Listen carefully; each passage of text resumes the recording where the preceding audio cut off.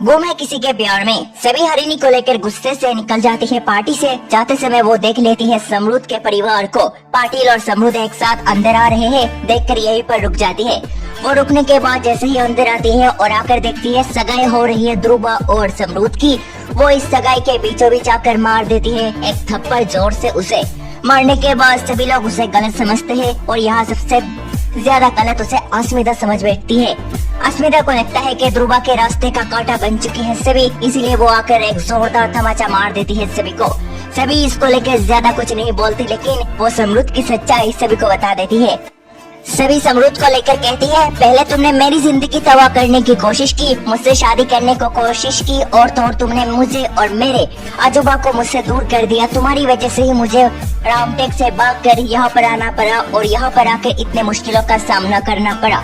वो तुम ही थे जिसकी वजह से मुझे अपने घर को छोड़ना पड़ा। अगर तुम मुझसे शादी करना नहीं चाहते तो मुझे इससे यहाँ वहाँ भटकना ही नहीं पड़ता और मैं आज रामटेक अपने आजूबा के साथ अपनी पढ़ाई को पूरी कर सकती थी। लेकिन इसी के साथ जहाँ परिवार वाले कहते हैं तुम उसे कैसे जानती हो और तुमने उसे थप्पड़ मारने की तुम्हारी हिम्मत कैसे हुई। सभी इसको लेकर कहती है कि समरूद वही लड़का है जिसके साथ उसकी शादी होने वाली थी रामटेक, और ईशा मैम ने उसे भगाया था जिसकी शादी से। और ये कोई और नहीं, ईशा मैम के ऊपर हमला करने वाला पाटिल ही है। ईशा मैम के ऊपर जानलेवा हमला करने वाला पाटिल ही है जिसने मारने की कोशिश की थी मेरे भाई के साथ मिलकर ईशा मैम को। ये बात जान ईशान काफी गुस्से में आता है और पाटिल के गले में पकड़ लेता है और उसके गिरेबान को पकड़ कर कहता है, तुम्हारी हिम्मत कैसे हुई मेरी माँ को जान से मारने की कोशिश करने की।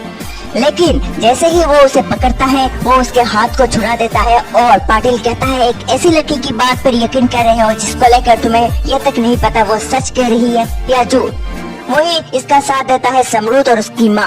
वो कहते हैं, हम सभी को नहीं जानते ये लड़की है कौन और हम रामटेक कभी गए ही नहीं। हमारा खानदानी घर है पुणे में और हम हमेशा से पुणे में ही थे। वही कहते हैं, लीला बहन से पूछ लो, हमारे खानदानी घर यहीं पर है और हम खानदानी रईस है। हम रामटेक कभी भी नहीं गए और इस लड़की को हम जानते तक नहीं। ये लड़की किसी दुश्मनी को निभाना चाहती है इसीलिए झूठ बोल रही है। और ईशान को छोड़ के घर के सभी सदस्य इसके ऊपर यकीन कर लेते हैं और कहते हैं सभी जैसी लड़की ऐसे ही कर सकती है। वो ये सभी कहते हैं कि सभी उसे फंसाने की कोशिश करती है क्योंकि वो ध्रुवा को पसंद नहीं करती और ध्रुवा की इतनी अमीरों के घर शादी हो रही है देख उसे बर्दाश्त नहीं हो रहा।